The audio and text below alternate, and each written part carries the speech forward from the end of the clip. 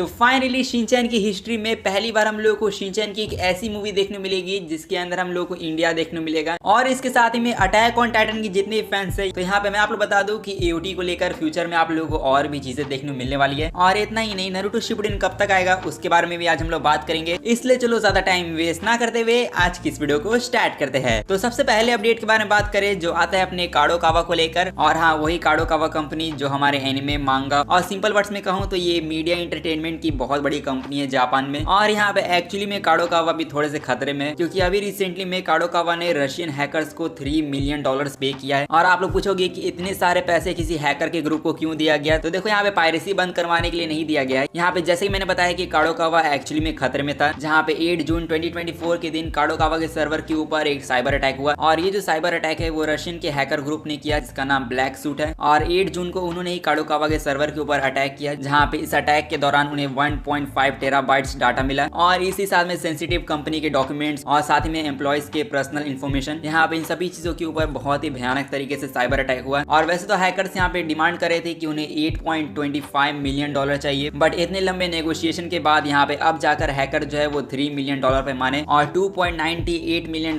पे करने के बाद यहाँ पे काडोकावा की जान छूटी। इसलिए देख के समझ में आ गया कि हैकर्स ने यहाँ पे अच्छा खासा काडोकावा को लूट लिया। अब वैसे काडोकावा के टॉपिक को साइड में रखे और यहाँ पे अब हम लोग बात करें अपने अटैक ऑन टाइटन के बारे में, क्योंकि अपने कोडेंसा वालों ने यहाँ पे अभी रिसेंट में एक न्यू लीगल डॉक्यूमेंट को फाइल किया, जिसमें हमें जानने को मिला कि अटैक ऑन टाइटन के टीवी एनिमे को लेकर अभी कुछ और प्रोजेक्ट्स के प्लान चल रहे हैं। और ये क्या प्रोजेक्ट होगा वो तो हम लोग को अभी तक अच्छे से नहीं बताया गया है, ना ही अभी तक इसकी कोई ऑफिशियल अनाउंसमेंट हम लोग को सुनने को मिली। यहाँ पे हम लोग को इतना जानने को मिला है कि एओटी के टीवी एनिमे के अभी कुछ और प्रोजेक्ट के ऊपर प्लान चल रहा है और ये एनिमे रिलेटेड प्रोजेक्ट होगा। तो यहाँ पे काफी सारे लोग गेस कर रहे हैं कि शायद इसकी नॉवल सीरीज को अडेप्टेशन मिले। और इस नॉवल सीरीज का नाम है attack on Titan before the fall. और इसके अंदर बेसिकली हम लोगों को अटैक ऑन टाइटन की हिस्ट्री दिखाई जाएगी, मतलब जो अटैक ऑन टाइटन की मेन स्टोरी थी उससे बहुत टाइम पहले की स्टोरी है। जो हाँ, अगर attack on Titan before the fall का अडेप्टेशन हम लोग को देखने मिला तो हम लोग को अटैक ऑन टाइटन की हिस्ट्री के बारे में और भी चीजें जानने को मिलेगी। और सच कहूँ तो ये चीजें सच हुई तो यहाँ पे मुझे इसके लिए बहुत ज्यादा खुशी तो होगी, क्योंकि मुझे अटैक ऑन टाइटन का न्यू कंटेंट मिलेगा। बट यहाँ पे मैं ये सोच रहा हूँ कि आखिरकार अटैक ऑन टाइटन वाले कितना ज्यादा मिल्क करेंगे, क्योंकि एओटी के अंदर तो कुछ कंटेंट बचा नहीं है। तो अब ये लोग इसकी नॉवल सीरीज को अडेप्ट करेंगे, जिस पर आप लोग अपना ओपिनियन कमेंट में शेयर कर सकते हो। और अब अटैक ऑन टाइटन के बारे में अगर हम लोगों ने बात कर लिया तो यहाँ पे अब मैं आप लोग कुछ एनिमे अपडेट्स के बारे में बताऊं। जैसे यहाँ पे I am getting married to a girl I hate in my class, ये वाला जो एनिमे है उसके अंदर हम लोग को 12 एपिसोड देखने मिलेंगे। और इसी के साथ में अगर आप लोग उजुमाकी का एनिमे इंडिया के अंदर ऑफिशियली तौर पे देखना चाहते हो तो मैं बता दूं कि उजुमाकी का एनिमे अब ऑफिशियली तौर पे इंडिया के अंदर आने वाला है, जहाँ पे 20 दिसंबर से इसको नेटफ्लिक्स इंडिया अपने प्लेटफॉर्म पर स्ट्रीम करेंगे। जो चलो उजुमाकी एनिमे इंडिया के अंदर आया वही बहुत बड़ी बात है, नहीं तो सभी लोगों को इस एनिमे को पायरेट करके देखना पड़ता था। अब वैसे इसके अलावा नेक्स्ट एनिमे के बारे में बात करें जो आता है अपना लिंक क्लिक का एनिमे। और यहाँ पे लिंक क्लिक सीजन 3 का इंतजार अगर आप लोग कर रहे थे तो मैं आप लोग बता दूं कि जो लिंक क्लिक का सीजन 3 होगा जिसके अंदर हमारे लंदन आर्क को कवर किया जाएगा, तो इसको स्टार्ट किया जाएगा 27 दिसंबर से, जिसके अंदर आप लोगों को 8 एपिसोड देखने मिलेंगे। और इसका एक न्यू ट्रेलर भी हम लोग को देखने मिला जिसको आप लोग चेकआउट कर सकते हो। और इसी के साथ अब हम लोगों ने अपने मेजर एनिमे न्यूज के बारे में बात कर लिया, तो यहाँ पे हम लोग बात करें अपने प्यारे प्यारे शिनचैन के बारे में। और शिनचैन जैसा एनिमे तो आप लोगों ने बचपन में देखा ही होगा और शायद आप लोग अभी भी देखते होंगे। और शिनचैन जैसा एनिमे जो इंडिया के अंदर ऑलमोस्ट सभी बच्चों का फेवरेट एनिमे है, तो यहाँ पे इसी प्यार को देखते हुए